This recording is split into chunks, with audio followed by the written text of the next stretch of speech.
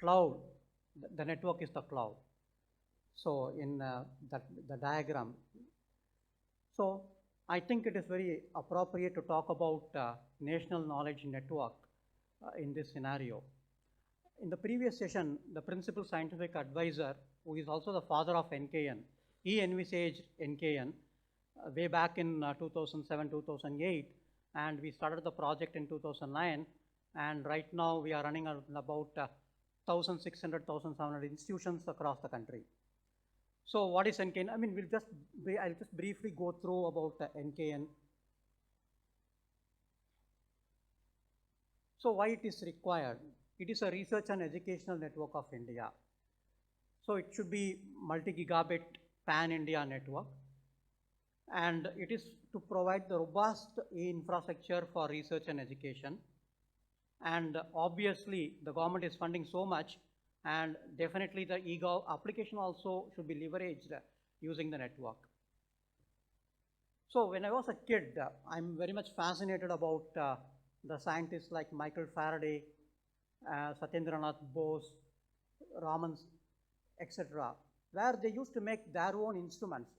They have some theory, and any experiments they want to conduct, they used to make their own instruments. They design the instruments, and sometimes they craft it also. So they put a lot of physical work on that one. They make some instrument. For example, the bubble chamber. The people devise their own, and most of the instruments, they engineer it, they craft it, they do everything. But as science grows, the things becoming complicated, things becoming complex. For example, when I was just out of teens, I heard about the Hubble telescope. So very complicated piece of instrument, and in one of the TV programs, that engineer told that when you drop the foil in an open room, it takes about 2 days to reach the ground. Say about 15 feet fall, it takes about 2 days. So thin, so engineered, so perfection, like that.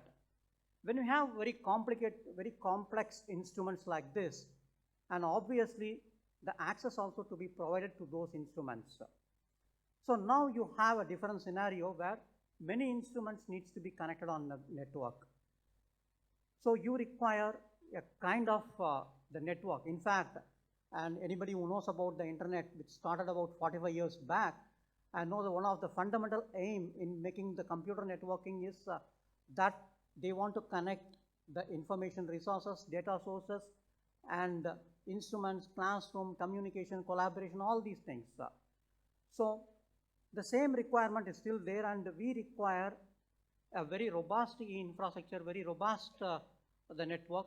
So obviously, the main objective of creating such network is to connect people, it is to connect the instruments, is to connect the data sources, compute, collaboration, and all this stuff. So at this time, when you want to start design some network, I mean, you should have some features in it. So obviously today the standard is the gigabit network, nothing below gigabit. Even I wondered, I mean, we were all working before 2008, 2009 for our eGov applications. We have been working with say 100 Mbps network. We think it is a very big stuff. I personally witnessed in somewhere in 1998 transferring an Oracle the database executable from one machine to another machine took about 4 or 5 hours, which was about 98 MB from one machine to another machine. But today, any scientific instrument is pumping data something in a few gigabits per second, like LHC, the lab, the CERN lab, which is producing such a kind of data. When you want to transport such a kind of data from one location to another, after doing all sorts of filtering, you require definitely a gigabit. Now we witnessed even the gigabit is not sufficient, and many of our institutes, we are upgrading the network from 1 gig to 10 gig or 100 Mbps to 1 gig or further. That keeps on growing. And we require, as a pan-India, very low latency network. When you design a network, we should have a very low latency network. Take for example, Professor Mukherjee told, moving a VM from east coast to west coast following the sun. The VM is a very big stuff there, and it contains few gigabytes. So moving from east coast to west coast over a network requires not only the speed, the latency also matters. we require a very low latency.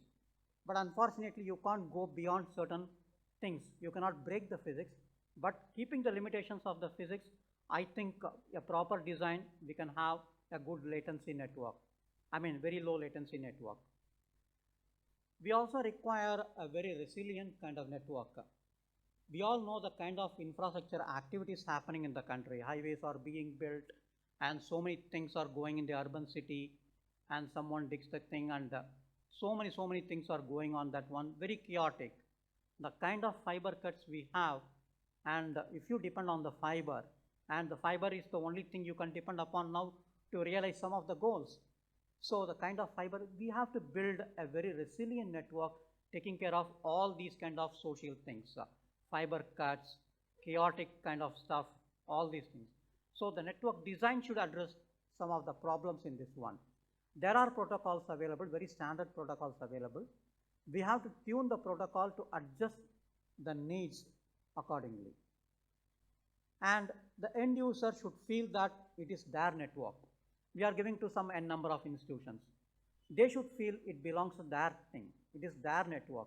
They should be able to run the network as they like. They should be able to run their applications what they require as per their specifications and as per the requirement. It should be very autonomous. I mean, we should not, since we are the caretaker of NKN in implementation, we should not dictate terms that you should run the network like this.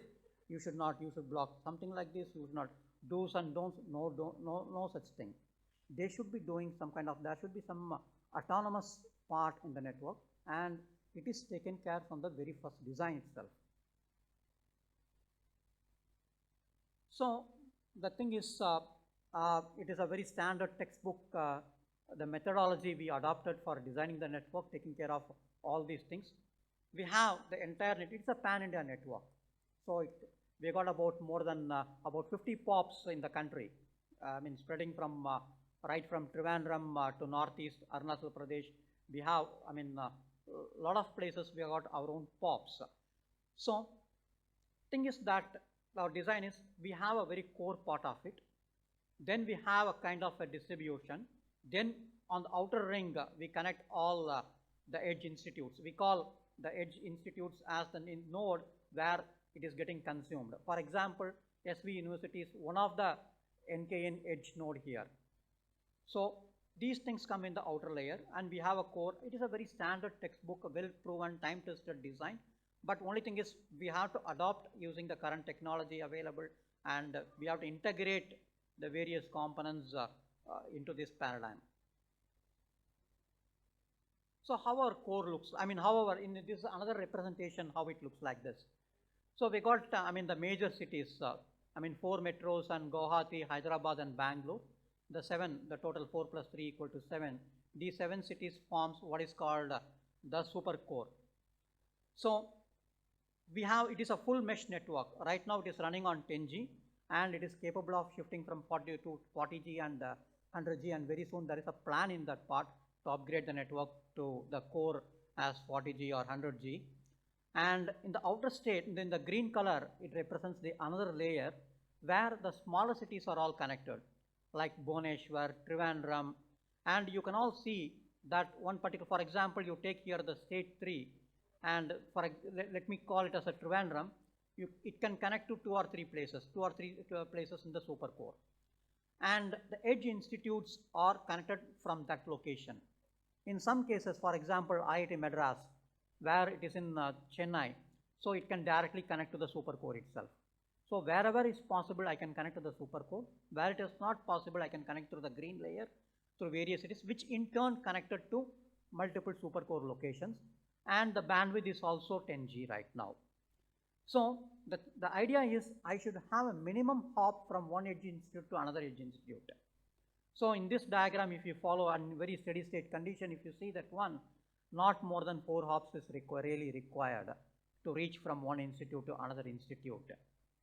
So hence we maintain the latency at very optimal level, we can have it. What is the latency? I get it. Somewhere some institute in, say, in Kanyakumari district want to reach somewhere in say Jammu Kashmir or northeastern state of Arunachal or Tirupati. the maximum latency or otherwise the maximum round trip time I can get it in steady state condition is about 50 millisecond or at most 60 millisecond in a very steady state condition. And definitely in our observation is it is not exceeding more than say 70-80 millisecond even in the worst case whatever we observed so far. So this is the core, this is the architecture, this is the physical architecture and how the connectivity has been made in NKN is there. So the same is depicted in the geographical map, and this is the status of the connectivity. You can see how the crisscross connection and all these things are happening in a network, and all these things are implemented well below, I mean before 2011. In the 2009 mid to 2011 we implemented the entire stuff. So what are the technological components right now we are using in NKN? Because you know that network technology is, the technologies are very fast, I mean it's changing like anything, the mutation takes place like anything. So we don't keep, in NKN we don't say that we are fixing, we have this technology we are going to adopt for 5 years, something like that. We are also adaptable, to the growing changes. So right now, so these are the technologies we are using at layer 1 and layer 2. And the age old that SDH still there, but still we have to use that part because the service providers are giving that part. Then packet over SONET, and these SDH and POS slowly it is coming out of that part. Then gigabit Ethernet, and most of them network is now being converted to DWDM. And obviously we use an MPLS, multi-protocol label switching, and IPv4, IPv6, then MPLS, layer 3 VPN and MPLS layer 2 VPN. I'll just describe what is that layer 3 VPN and layer 2 VPN. Then for supporting IPv6 on our core, we use the technologies like the 6 over provider edge and 6 over virtual provider edge, multicast and anycast. Routing protocols, very standard protocols, OSPF, BGP, and authentication. All our core routers are very important national infrastructure. So it all to be protected at utmost care. So we use technologies, AAA attacks, we take the net flow samples, analyze the net flow samples, what are the things are going on, if there is any DOS attacks, denial of service attacks, or if there is any intrusion, not to do any kind of analysis on the data payload, but to do the pattern analysis we are just making out. Then the clustering technologies provided by various vendors like Cisco, Juniper, and we implemented the DDoS mitigation system also, analyze the flow and use some algorithms to check whether this particular flow contributes for any DDoS attack. If there is a DDoS attack, immediately we warn the system and we take some the measures to correct it or to stop it as early as possible. Network alone is not going to solve most of the problems. We have to give some services. Most of the IT services, most of the commodity or generic services like the DNS hosting, people require, what happens is, suppose for example, they want to host DNS, the institute want to host DNS, but unfortunately there is no enough manpower to maintain a DNS. So you can offload some of, those institutes can offload such a kind of job to NKN, and NKN will maintain it. And mail servers. And today, running a mail server for about 10 people or 100 people in your campus or for the entire world, the complexity is same. The scalability factor is different, but complexity is same. You should have the spam filtering, you should know how to analyze the spam mails, and malware protection you have to give it, you have to manage the user database, all the complications, whatever the Google or Hotmail or Microsoft they are having, the same complication the end user also is having, even when he runs the mail services for about 100 people or 1000 people in his campus. So why to carry about, what happens is, if you are not able to meet out those specific standards making it, then it is not going to be a very successful one. That is the reason why the people offload some of the implicit the services like, or generic services like mail, DNS, to the providers.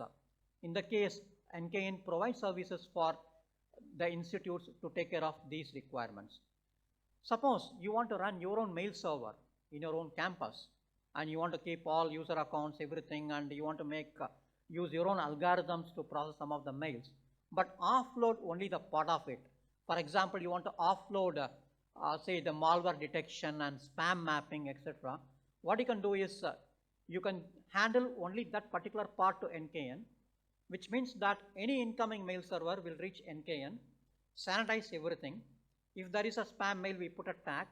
If there is any malware, if user requires, yes, I want to keep the malware also, but please mark the mail and send the malware to me also for their own analysis later on. That also we can do this one. We can do this kind of a relay service. We take the mail for you into NKN, run our own algorithms, sanitize it, mark it, and hand over to you. And further processing you can make it. So these kind of generic and very commodity kind of services we start making it. And suppose you want to have, some of the special services, like you want to have a video conferencing with about some say 10 or 15 people or more, anything, any number you say across the globe, and you want to coordinate. What requires this video conference? There must be a meeting room. There must be some equipment where people gets connected. It is something like a room. It's an appliance where you can create a lot of rooms and people can meet in the rooms. And remotely, virtually, you can connect that room to your own video conferencing equipment.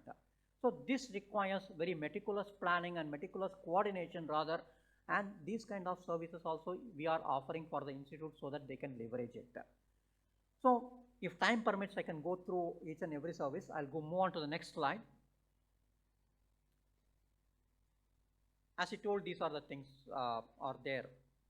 We also host the DNS resolver. People know that 8.8.8, the Google resolver, invariably, and any kid, they want to use this one, immediately he configures 8.8.8. Very good service. But NKN also giving their own, we also implemented the Anycast DNS resolver, where we have multiple servers, because ours is a pan-India network. We have multiple Anycast resolver services across the country. Even if one server fails, nothing will happen. The other server can take the load and continue to work. So we implemented that Anycast DNS server. We provide the bandwidth monitoring facility. For example, the institute wants to know how much bandwidth they want to make it. Further, they want to drill down. Yes, I want to know what kind of packets are going down. Then you can write to us, or we can give a web interface where you can analyze your own data. And as I told, this is the mail, the relay things where you can offload some of the job for us so that we can make it. We also want to promote some kind of a community kind of things. Right now, we have a Debian Linux distro and NKN node, debianmirror.nkn.in, where we put the Linux is there, and any Debian fans here, and you can just note it down, and next time when you make an installation, and you can configure this one so that the updates and other stuff happens so frequent, so fast that you hardly notice whether it is really coming from CD drive or, from USB drive or from the network. That's the thing we have. And similarly, the other community things is the GNU mirror also we have. We are running in NKN here. Then we provide the DDoS warnings. The gigabit, one of the attractive thing for any attackers is when they have more bandwidth, they are very happy. And something like bees, when you have more honey, the bees will going to, it is going to crowd. So something like that. When you got more bandwidth, then the hackers also very happy because they can reach the servers very easily. So at gigabit scale, we have to issue some kind of warnings. We take the flows, we take only the flows and pattern, and if you find if there is any abnormality, if there is any sign of DDoS attack or any vulnerability is happening, if there is any such observation, we alert the things. Then we offer the collectively what is called NKN1 services, where we provide on the virtual drives and your LDAPs, the secondary things can happen over here, and of course the cloud hostings. Yes. What are the applications right now we are running on this one? Thing is that NKN we implemented the CDAX, Garuda grid computing is migrated on NKN. And currently they have about 70 teraflops of distributed grid. The computing capacity is about 70 teraflops of distributed grid. They got their own 500 teraflops of supercomputer again connected to the Garuda grid. So anyone want to use a large computation kind of stuff, they can approach us so that we can liaison with the CDAC and arrange for these kind of computation things. provided you have an NKN connected. And the principal scientific advisor has mentioned about the French beamline for investigation of protein, where you can send a sample to that the lab in Grenoble, France, and you can do the remote laboratory. You can take the console of that one, and it gives an experience as if you are doing an experiment sitting in Grenoble. Then the IITs and NITs, the virtual classroom. IITs now run virtual classrooms across IITs, and similarly NITs. Person from one IIT can take a course in remote IIT. So this application requires huge bandwidth, and NKN is providing that one. NKN is, because of NKN, they could be able to realize those things. Then online, IITs online courses and video lectures.